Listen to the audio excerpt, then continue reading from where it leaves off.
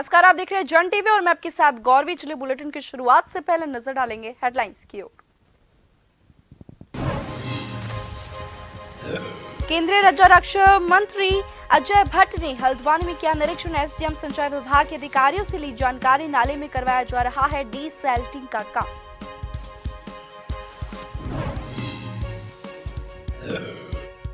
उत्तराखंड में कांग्रेस ने शुरू की निकाय चुनाव की तैयारियां। देहरादून में कांग्रेस कार्यकर्ताओं का जनसंपर्क अभियान। कांग्रेस ने कहा, राजधानी में नहीं हुआ विकास। हल्द्वानी में प्रॉपर्टी डीलरों के साथ रेरा और प्राधिकरण की बैठक रही बेनतीजा। प्राधिकरण सचिव ने कहा, किसानों के हितों का पूरी तरह से रखा जाएगा ध्यान। रेरा का धीरे धीरे किया गया इम्प्लीमेंट। खटीमा के राजकीय महाविद्यालय में भ्रष्टाचार का मामला। उप जिलाधिकारी ने सीज किए कई कमरे। कमिश्नर के आदेश पर मामले की जांच की।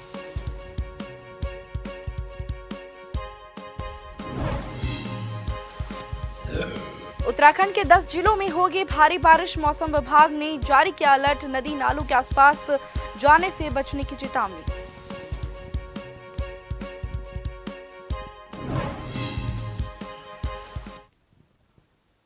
अब खबरें विस्तार से। केंद्रीय रक्षा राज्य मंत्री अजय भट्ट ने रकसिया नाले का निरीक्षण किया। रकसिया नाले ने इस बार हल्द्वानी में काफी तबाही मचाई है, जिसको देखते हुए अजय भट्ट ने एसडीएम सिंचाई विभाग के अधिकारियों से रकसिया नाले के बारे में जानकारी ली।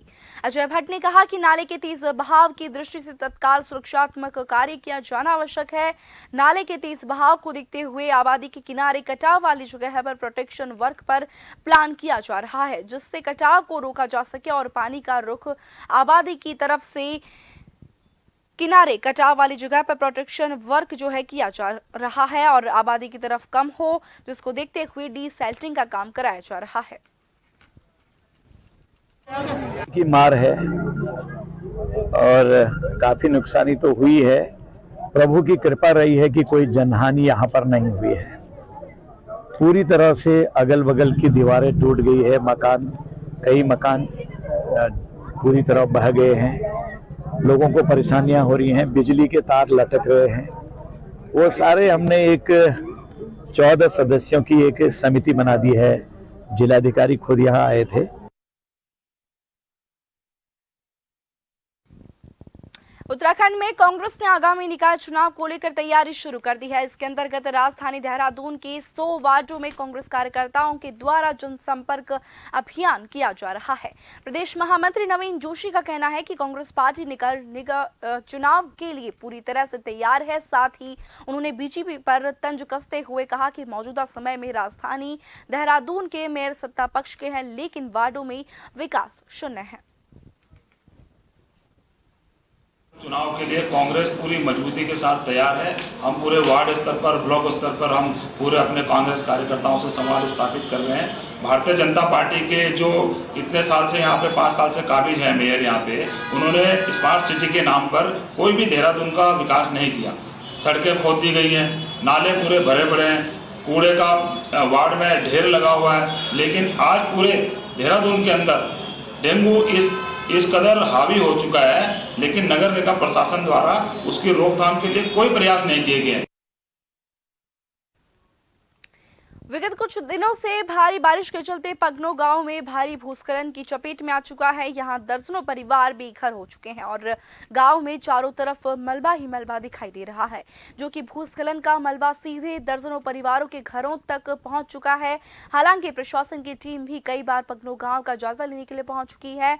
जोशीमठ के ब्लॉक के खंड विकास अधिकारी मोहन जोशी भी पगनो गाँव पहुंचे, जहाँ खंड विकास अधिकारी जोशी ने पूरे पगनो गांव का जायजा लिया और साथ ही सभी आपदा पीड़ित परिवारों से मिले और उन्हें भरोसा दिलाया कि बहुत जल्द कोई ठोस कदम उठाया जाएगा। बता दें कि खंड विकास अधिकारी मोहन जोशी के पगनो गांव में पहुंचने पर स्थानीय ग्रामीणों ने खुशी जताई।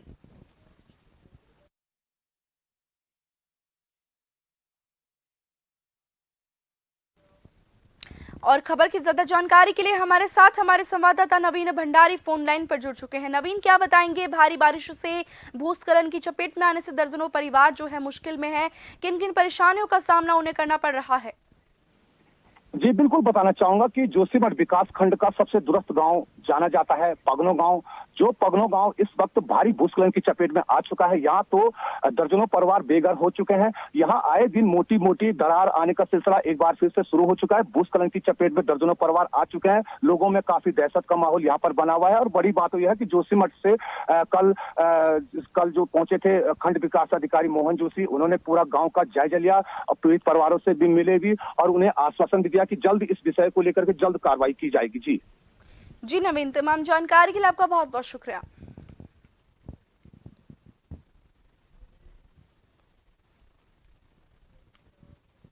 हल्द्वानी नगर निगम सभागार में प्राधिकरण तौर शहर भर के तमाम किसानों और प्रॉपर्टी डीलरों के साथ रेरा और प्राधिकरण के विषय को लेकर महत्वपूर्ण चर्चा बेनतीजा रही। चर्चा में कई सारे प्रॉपर्टी डीलरों ने अपनी बातों को प्राधिकरण के सचिव पंकज उपाध्याय और संयुक्त सचिव ऋचा सिंह के समक्ष रखी। प्रॉपर्टी डीलरों और प्राधिकरण के अधिकारियों के बीच चर्चा के दौरान कई बार बहस भी हुई। प्राधिकरण सचिव पंकज उपाध्याय ने कहा कि नियमों में जो भी शिथिलता की जाएगी उसकी रिपोर्ट जो है शासन को भेजी जाएगी। किसानों के हितों का पूरी तरह से ध्यान रखा जाएगा। उन्होंने बताया कि 2017 में हल्द्वानी के अंदर रेरा लागू किया गया, जिसे धीरे धीरे इम्प्लीमेंट कर दिया गया है। जिन जगहों पर अवैध तरीके से प्लांटिंग करवाई जा रही है उनमें की जाएगी। अनियोजित विकास, अवैध निर्माण और अवैध कॉलोनियों का विकास, इसको रोका गया है और रोका जाएगा भी। एक भ्रम की स्थिति सब रजिस्ट्रार कार्यालय से उत्पन्न हुई प्रतीत होती है कि कितनी जमीन कोई किसान बेच पाएगा, कितनी नहीं बेच पाएगा। मैं स्पष्ट करना चाहता हूं कि किसानों को जमीन बेचने पर कहीं कोई रोक नहीं है, लेकिन आज के वार्तालाप में बात स्पष्ट हुई है कि बहुत सारे ऐसे लोग हैं जिन्होंने अपनी जमीन को बेचने के लिए उसके टुकड़े टुकड़े किए हुए हैं, छोटे छोटे टुकड़े किए हुए हैं। उसमें उनको लेकर के संदेह उत्पन्न हो रहा है कि हमारा क्या होगा, कैसे होगा। अब हम प्रशासन से आने वाले दिनों में पूरे नैनीताल जिले की रामनगर सहित सारी पूरी महापंचायत में मिलेंगे हम अपने प्रशासनिक अधिकारियों से। हमने उनको बहुत मनाने की कोशिश की, आप लोग भी यहाँ पर मौजूद थे। आप ही बताओ, क्या उन्होंने हमारी किसी बात का कोई सटीक जवाब दिया? उन्होंने ये बात एक्सेप्ट करी, आप लोगों के सामने भी एक्सेप्ट करी कि उन्होंने जो रेरा नियम लागू करा, उन्होंने उससे पहले किसी खेती और किसी किसानी करने वाले किसी व्यक्ति से नहीं पूछा। युवा किसान संघर्ष समिति गैर राजनीतिक संगठन है हमारा, और इसमें किसी प्रकार का भी कोई राजनीतिक दल अगर कहे कि हम इसको चला रहे हैं तो गलत बात है। क्योंकि कल के ट्रैक्टर मार्च में भी कुछ मैं गलत न्यूज देख रहा था। मैं ये आपको स्पष्ट तौर पर कहना चाहता हूँ, इसमें जो सत्तारूढ़ पार्टी के जो माननीय विधायक मोहन सिंह बिज जी हैं, उन्होंने भी हमें समर्थन दिया और उन्होंने कहा कि तुम्हारे इस कानून को हम किनारे करेंगे। आज की बैठक जो कल का धरना था, धरना तो नहीं था, किसानों की रैली थी ट्रैक्टर को, क्योंकि इससे पहले प्रशासन ने हमें बदनाम करने की कोशिश की कि ये प्रॉपर्टी डीलरों का आंदोलन है। तो इसलिए किसानों ने जो है ट्रैक्टरों के माध्यम से जो खेती का प्रतीक है उसको लेके आए, लेकिन प्रशासन ने हमें आगे नहीं बढ़ने दिया और उसके बाद वो धरने में तब्दील हो गया। मंगलौर क्षेत्र में बेखौफ बदमाशों ने कार सवार ग्राम प्रधान भाई पर अंधाधुंध फायरिंग कर दी। कार सवार एक व्यक्ति को गोली लग जाने से गंभीर रूप से घायल हो गया। बदमाश फायरिंग कर मौके से फरार हो गए। बता दें कि दोस्त के साथ बहन के घर से वापस लौटते वक्त घटना हुई। मंगलौर बिझोली अंडरपास की घटना है। मौके पर पहुंची पुलिस बदमाशों की तलाश कर रही है। घायल को higher centre AIIMS hospital Rishikesh refer कर दिया गया।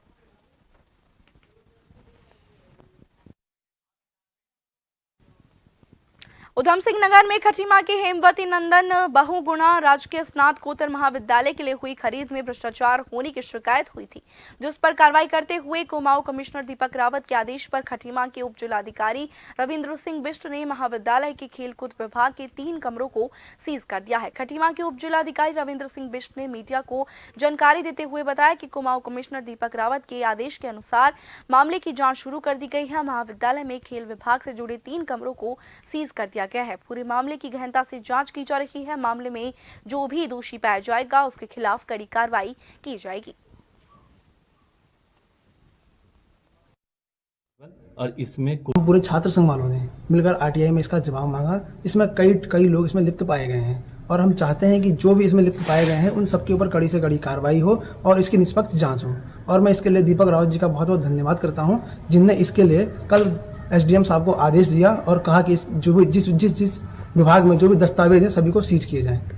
जी जो दस्तावेज हमें मिले हैं उसमें अधिकतर ये पाया गया है कि विभिन्न मदों का, चाहे वो स्पोर्ट्स का हो चाहे वो विद्युत मद हो, उसमें जो सामग्रियां खरीदी गई हैं वो खटीमा से बाहर की फर्मों के द्वारा खरीदी गई है। जैसे आप कोटद्वार से खरीदी है, मेरठ दिल्ली से खरीदी है, वो भी बिना कोटेशन के।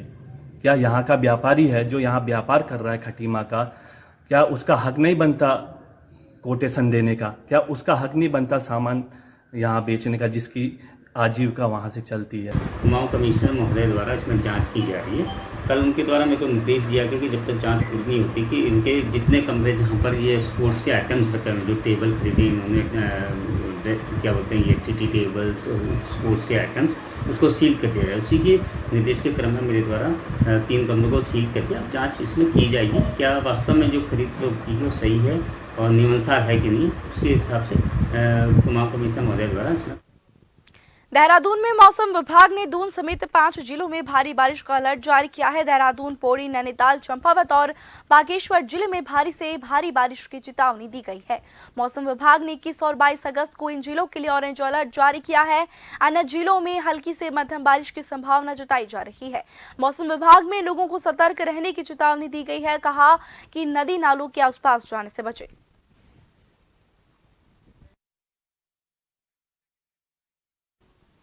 और इसी के साथ अब वक्त है छोटे से ब्रेक का।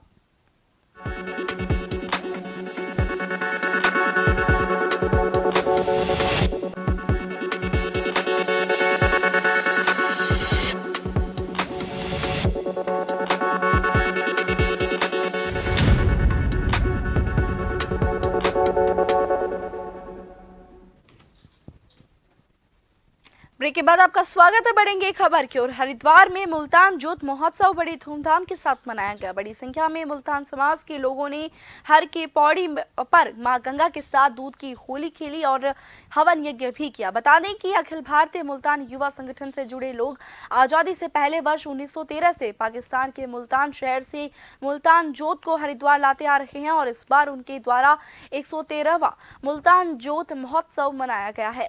सुबह सवेरे धूमधाम के साथ हर की पौड़ी पर मां गंगा के साथ दूध की होली खेली गई।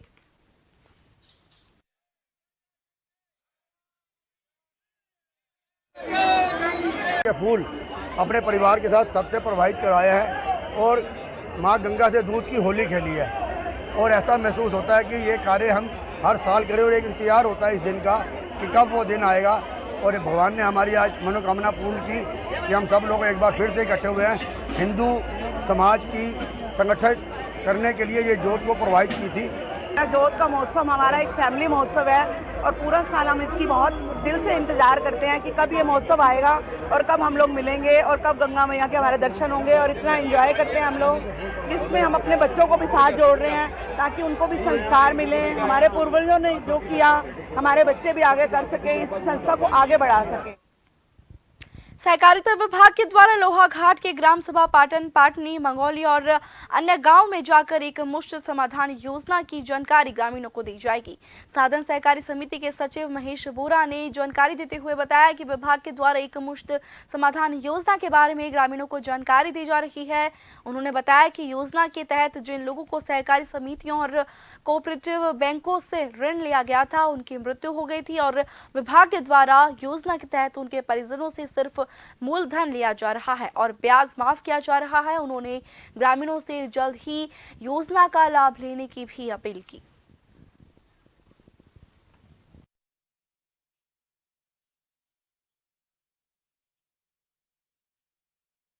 हम आपके चैनल का धन्यवाद अदा करना चाहते हैं।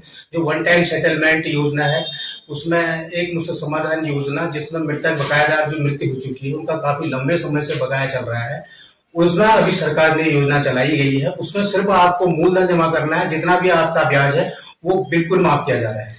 इस प्रकार से अभी जो विभाग के द्वारा हमारे आपके चैनल से के माध्यम से विभिन्न योजनाओं के माध्यम से अभी जो प्रचार प्रसार किया जा रहा है, उसमें विभिन्न चैनल के माध्यम से और न्यूज़पेपर के माध्यम से, हम लोग वेबसाइट के माध्यम से, विभिन्न हमारे सोशल मीडिया है उनके माध्यम से प्रचार प्रसार किया जा रहा है। जो भी इसमें बकायादार है वो लोग आए और संपर्क करें। जल्दी ही हमारी सहकारी समितियां के द्वारा एक मुफ्त समाधान योजना चलाई गई है, उसमें अभी कार्य चल रहा है, जल्दी ही उसकी समाप्ति होने वाली है। आप लोगों से हमारा विनम्र निवेदन है कि आप लोग आए और इस हरिद्वार में आयुक्त गढ़वाल मंडल ने बैठक का आयोजन किया और कानून व्यवस्था सहित जनपद में चल रही विभिन्न विकास योजनाओं आदि के संबंध में विस्तार से विचार विमर्श कर दिशा निर्देश दिए। जनपद हरिद्वार में लाइन ऑर्डर का जायजा लिया गया और विनय शंकर पांडे ने बताया कि जितने भी विकास कार्य हुए हैं उन सभी का फील्ड बैकअप लेते हुए हरिद्वार में कावड़ मेले में व्यस्त रहे सभी आला अधिकारी उसी के साथ हरिद्वार में लगातार इस तरह के इवेंट जो है होते रहते हैं और अभी कलियर शरीफ का भी मेला है, इसे लेकर भी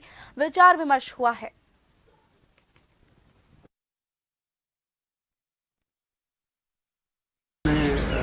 सीनियर ऑफिसर्स हैं, उनके साथ जनपद हरिद्वार के कुछ विकास संबंधित कार्यों के बारे में और लॉ एंड ऑर्डर की सिचुएशन को लेकर एक बैठक की है और बैठक संक्षिप्त थी। केवल उनसे हमने फीडबैक लिया है कि क्या क्या मेजर इश्यूज जनपद में भी ऐसे हैं जो लॉ एंड ऑर्डर को इफेक्ट कर सकते हैं। साथ ही साथ यहाँ के अभी मैं देख रहा हूँ कि अभी कांवड़ मेले में चूँकि सामान का मास इस बार थोड़ा लंबा हो गया है, तो अभी भी थोड़े बहुत लोग दिख भी रहे हैं। हाल में अब उसका कलियर शरीफ का भी मेला है, उसको भी लेकर तो इन सभी विषयों पर इनसे विचार विमर्श हुआ है, कुछ फीडबैक प्राप्त हुआ है। इसी प्रकार से विकास संबंधी कार्यों पर भी मेरे द्वारा ये निर्देश दिया गया है। अल्मोड़ा में राजकीय इंटर कॉलेज खिरखेत में बहुउद्देशीय विधिक जागरूकता शिविर का आयोजन किया गया। उत्तराखंड राज्य विधिक सेवा प्राधिकरण नैनीताल के तत्वावधान में जिला विधिक सेवा प्राधिकरण अल्मोड़ा के द्वारा आयोजन किया गया। इस विधिक जागरूकता शिविर में उत्तराखंड उच्च न्यायालय नैनीताल के वरिष्ठ न्यायाधीश न्यायमूर्ति मनोज तिवारी ने भी प्रतिभाग किया। शिविर में हंस फाउंडेशन के माध्यम से दिव्यांगजनों को 100 सहायक उपकरण वितरित किए गए।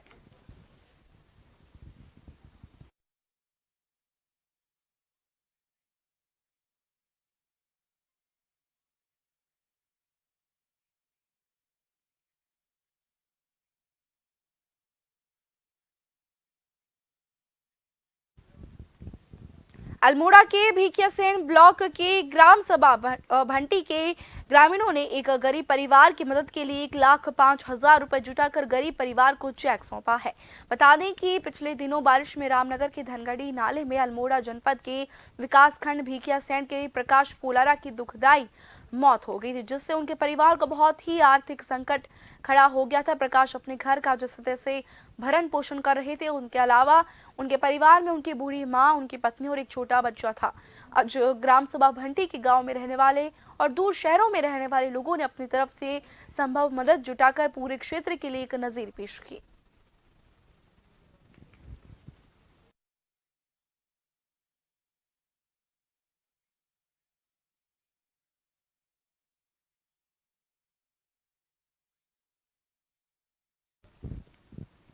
सुल्तानपुर में आतंक का पर्याय बन रहे 1 लाख के इनामी बदमाशी हिस्ट्री शीटर सिराज अहमद उर्फ पप्पू के घर से रविवार को पुलिस ने कुर्की करवाई।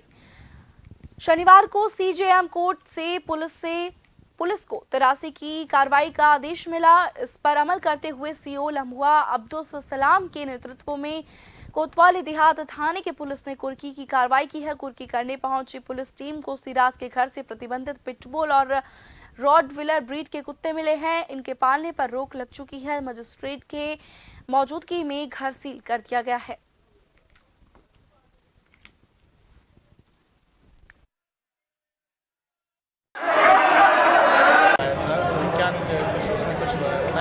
सफदर हुसैन नाम का मरीज मृत अवस्था में गोली लगने के कारण यहाँ आया था। पोस्टमार्टम के लिए बॉडी भिजवा दी गई है, बाकी प्रक्रिया पुलिस द्वारा कर दी जा रही है। सुबह घर से 9 बजे निकले थे, अपने सुल्तानपुर आ रहे थे, तो मुझे रास्ते में बरुई निवासी रिंकू जो उनकी क्लिनिक है वहाँ पे उन्होंने मुझे फ़ोन किया। उन्होंने बताया कि यहाँ पर आपके भाई की गोली मारकर हत्या कर दी गई है। जब हम लोग वहाँ पहुँचे तो उनकी डेथ हो चुकी थी। अब ये घटना जर्नल है, कुछ कहा नहीं जा सकता किसने मारा है, किसी ने देखा है नहीं। क्योंकि पुलिस का काम है, तफ्तीश करेगी, फिर उसके बाद खुलासा होगा। लक्सर पुलिस ने चेकिंग के दौरान मोटरसाइकिल पर सवार 2 आरोपियों को 10 लीटर कच्ची शराब के साथ गिरफ्तार किया है। दोनों आरोपी लक्सर के कोटा कला गांव के निवासी हैं। वहीं बता दें कि नशा मुक्त देवभूमि मिशन 2025 के अभियान के तहत हरिद्वार एसएससी के निर्देश पर लक्सर पुलिस के द्वारा नशे के कारोबार करने वाले आरोपियों पर लगातार कार्यवाही को अंजाम दिया जा रहा है, जिसके तहत आरोपियों को गिरफ्तार किया गया है।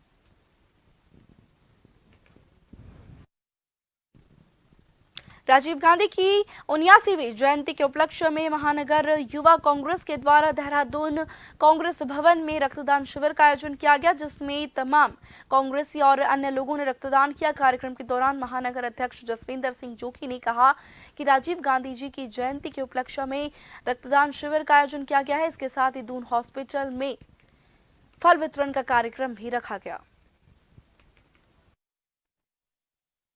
राजीव जी का जो कार्यकाल भी रहा है और राजीव जी ने जो काम किए हैं, आज उन काम को हम लोग याद कर रहे हैं। भले वो पंचायती राज को लेके हो, जो उन्होंने पावर्स दी प्रधानों को, और युवाओं को जो मत का अधिकार देने का काम किया, और साथ साथ आईटी सेक्टर में जो क्रांति लाए, ये सब राजीव जी की देन है।